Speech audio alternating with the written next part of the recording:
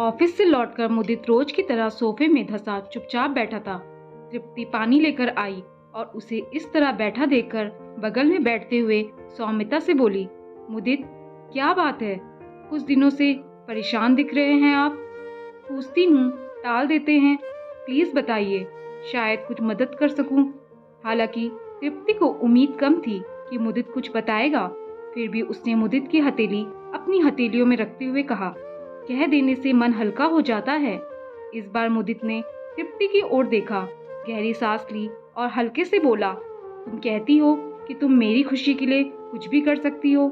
आंखों में प्रश्न भाव लिए मुदित तृप्ति के चेहरे पर नजरें गड़ाए बैठा था। इस सवाल से अचकाई तृप्ति ने मुस्कुराकर कहा, आपको मेरे प्यार और समर्पण पर कोई शक है क्या? हाँ, मैं आपकी खुशी के लिए कुछ भी कर सकती हूँ। इस बार मुदित ने अटकते हुए कुछ बेशर्म शब्दों को मुंह से निकाला।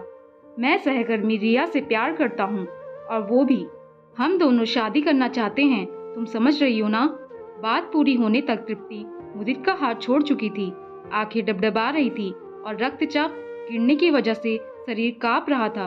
वो उठी और अपने कमरे में बंद हो गई। ये क्या हुआ? आखिर क्यों? इतना प्रेम और समर्पण, फिर भी ऐसी नियति।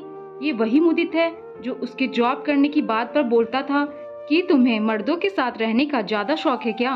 और उच्च शिक्षित तृप्ति ने अपनी महत्वाकांक्षाओं को तिलांजलि देकर घर को और मुदित के जीवन को संवारने में खुद को खुशी खुशी व्यस्त कर लिया।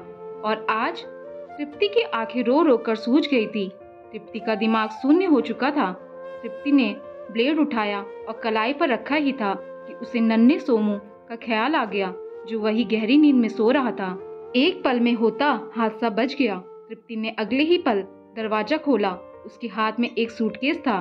मुदित चुपचाप खड़ा था। तृप्ति ने उसे सूटकेस पकड़ाते हुए दृढ़ता से कहा, हाँ, आपकी खुशी के लिए कुछ भी कर सकती हूँ। आपको आजाद कर रही हूँ। अपनी प्रेमिका के साथ चाहे जहाँ जाकर रहो। ये मकान मेरे नाम पर लिया गया था, तो लीगली इसकी मालकिन मैं हूँ। और हाँ, वो दोनों फ्लैट भी मेरे ही हैं।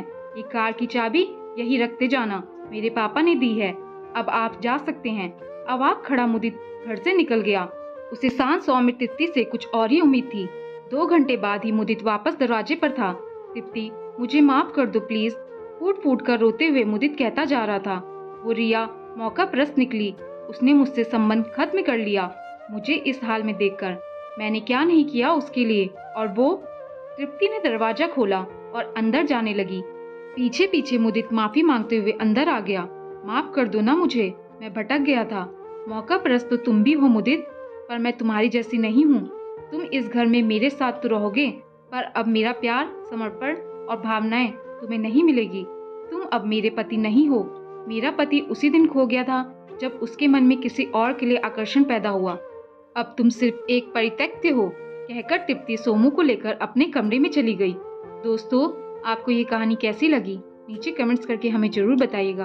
अगर आपको ये कहानी पसंद आई हो तो अपने दोस्तों के साथ जरूर शेयर करें और ऐसी ही प्यारी कहानियाँ सुनने के लिए हमारे चैनल को सब्सक्राइब करके बेल आइकन को ऑल पे सेट करना ना भूलें। धन्यवाद।